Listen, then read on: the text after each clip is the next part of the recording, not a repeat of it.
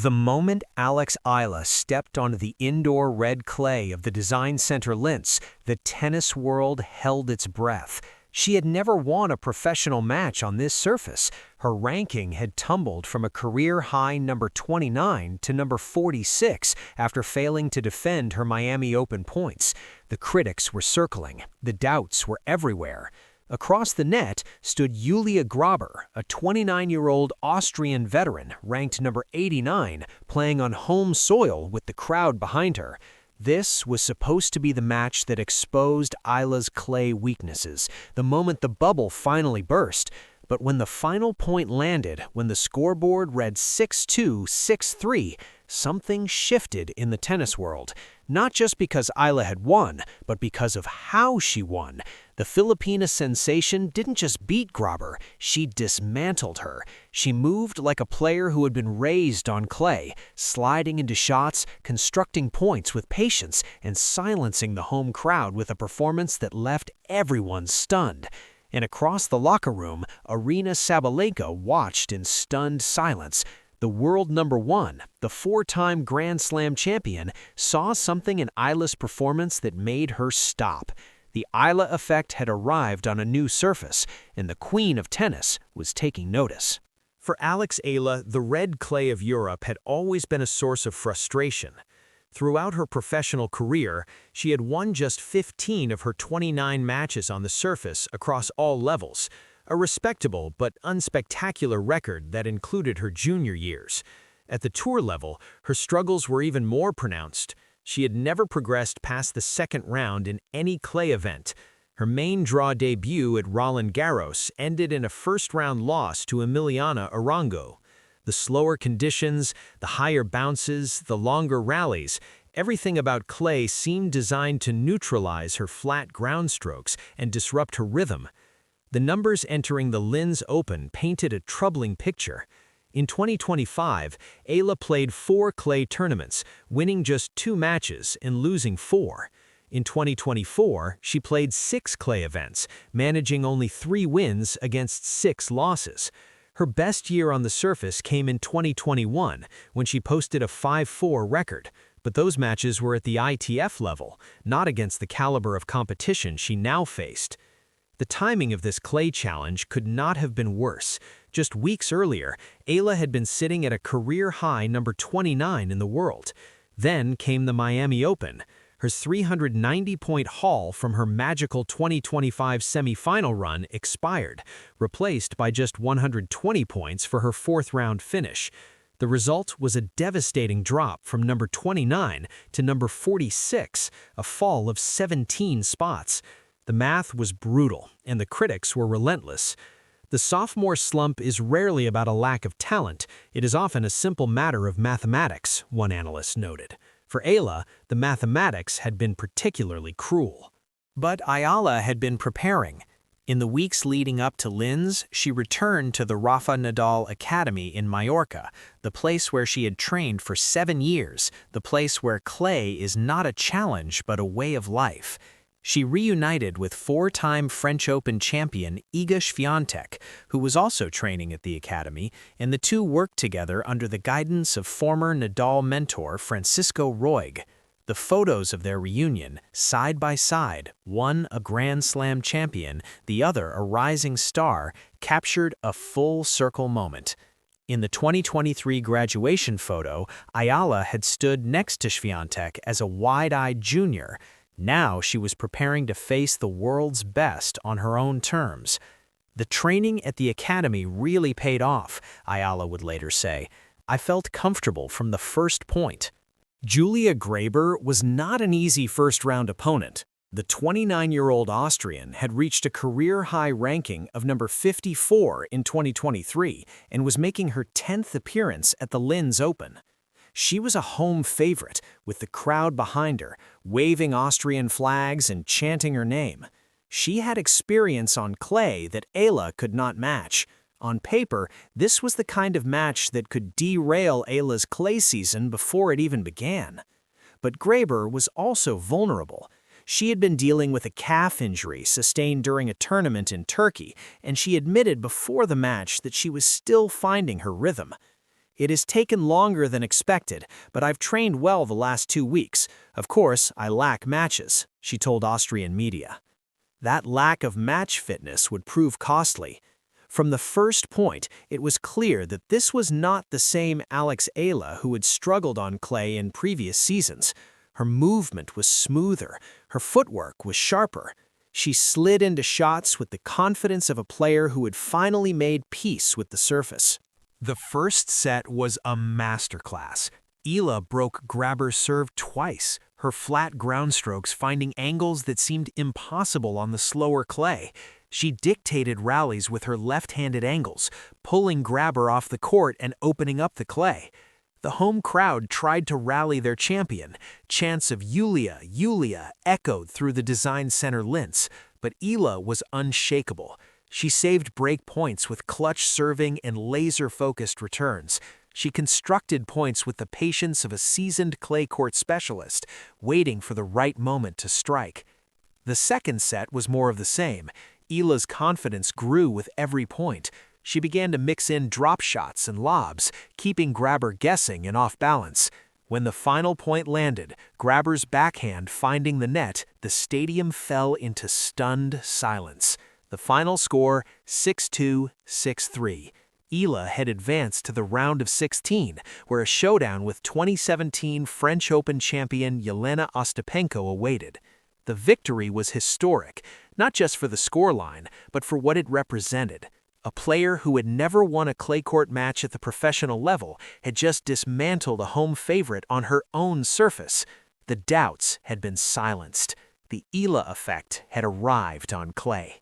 The statistics from the match tell a story of dominance that cannot be ignored. Eala's 6-2, 6-3 victory over Grabher marked her first ever professional win on clay at the tour level, a milestone that had eluded her for years. It was also her 13th career win over a top 100 player, extending a record that has become increasingly impressive as her ranking has climbed. But the victory was not just about Grabher's struggles, it was about Eala's growth. Her first serve percentage was exceptional, and she committed remarkably few unforced errors. On clay, where longer rallies typically lead to more errors, those numbers were exceptional. The win also came at a crucial moment in Eala's ranking journey. After dropping from number 29 to number 46 following the Miami Open, Eala now has no ranking points to defend for the rest of the season. Every victory from here is a bonus. A semifinal finish in Linz would give Eala 195 points, elevating her total to 1,450, likely enough to push her back into the top 30. A title run would add 500 points, catapulting her to a new career-high ranking. The more we support her, the more chances she gets to play. The more she plays, the more points and prize money she earns, the higher up the ranking she climbs, the Philippine star noted in an analysis of the Eala phenomenon. The Eala effect has been a phenomenon on hard courts for over a year. Packed stadiums, crashing ticket systems, merchandise that sells out in seconds. It has followed Eala from Melbourne to Dubai to Miami. But could it translate to clay? That was the question on everyone's mind. The answer, it seems, is yes. The Filipino fans who had traveled to Austria for the Linz Open packed the design center, their flags waving, their chants echoing through the arena. They had come expecting to see their hero, regardless of the surface, and she did not disappoint. When players come from countries like the Philippines, the stadium feels like a Davis Cup venue, one veteran referee observed earlier in the year. People are cheering for their country, not just for one player. That was certainly true in Linz. The fans who had traveled from across Europe, from Vienna, from Munich, from Zurich, were not just cheering for Eala, they were cheering for the Philippines. They were waving flags, singing songs, celebrating their heritage. The tennis was almost secondary. But today, the tennis was worth celebrating. Eala had delivered a performance that silenced the doubters and electrified her fans. The Eala effect had arrived on clay. The victory also carries significant weight for Eala's confidence. She has proven to herself and to the tennis world that she belongs on clay. The doubts that followed her to Linz have been silenced. "I think I played one of my best matches on clay," Eala said afterward. "The conditions are different here, slower, heavier, but I felt comfortable from the first point. The training at the academy really paid off." Across the locker room at the Design Center Linz, Aryna Sabalenka was preparing for her own matches when the news of Eala's victory reached her. The world number one, the four-time Grand Slam champion, the woman who had just completed the Sunshine Double by winning both Indian Wells and Miami, had been watching the Filipinas rise with increasing interest. When she heard the final score, 6-2, 6-3, she reportedly paused mid-stretch. She won? On clay? According to sources close to the Belarusian, Sabalenka's reaction was one of genuine surprise. The world number one has faced Eala before, most notably in a practice session at the Rafa Nadal Academy, but she had never seen the Filipina compete on clay at this level. Sabalenka's surprise is understandable. Eala's clay record entering the tournament was modest at best. The world number one has spent years dominating on all surfaces, but she knows better than anyone how difficult it is to transition from hard courts to clay. The slower conditions reward patience, tactical awareness, and physical endurance, qualities that take years to develop. But Eala had just demonstrated all of those qualities in a single match. She had moved like a clay court specialist, constructed points with patience, and closed out the victory with authority. It was a performance that would have impressed even the most seasoned clay court veterans. Sabalenka's reaction is significant, not just because she is the world number one, but because she represents the standard that Eala is chasing. The Belarusian has spent years at the top of the sport, winning Grand Slams and dominating the rankings. If she is taking notice of Eala's clay court progress, it means the Filipina is on the right track. The world number one may have been shocked by Eala's performance, but the message was clear. The Eala effect has arrived on clay, and the queen of tennis is watching. The victory over Grabher is more than just a first-round win. It is a statement. It is proof that Eala can compete on clay and win.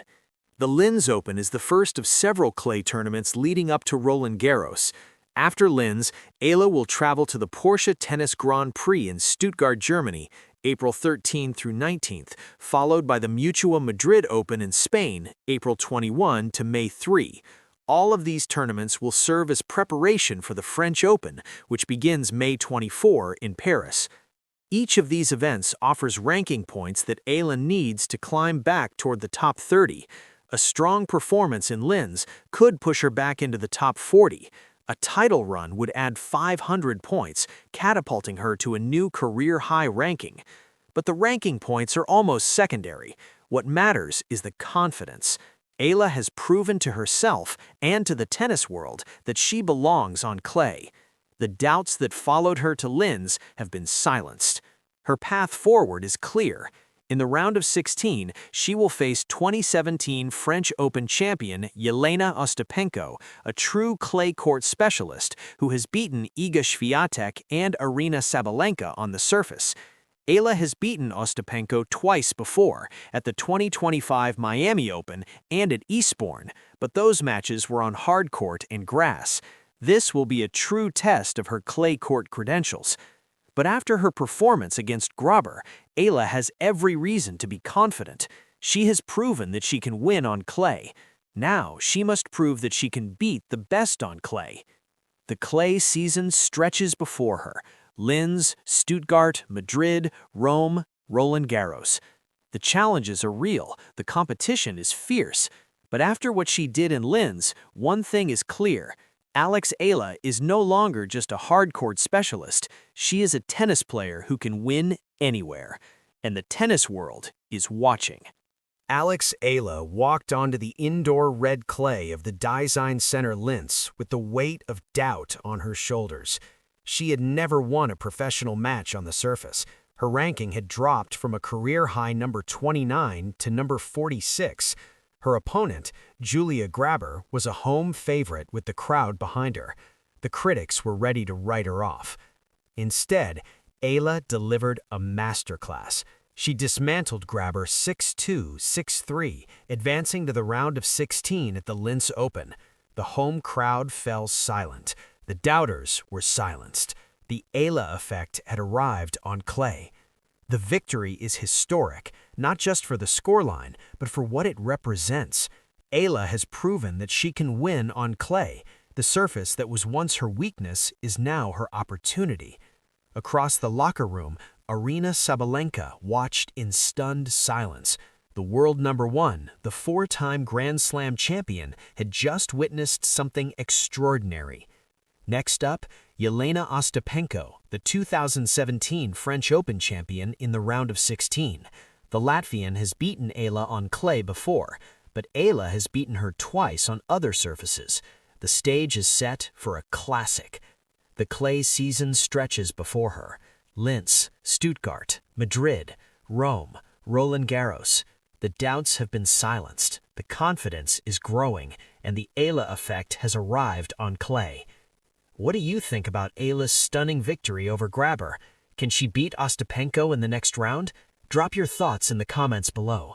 Subscribe now for daily WTA news, match breakdowns, and stories that go beyond the scoreline. Because at Rally Radar, every day is match day.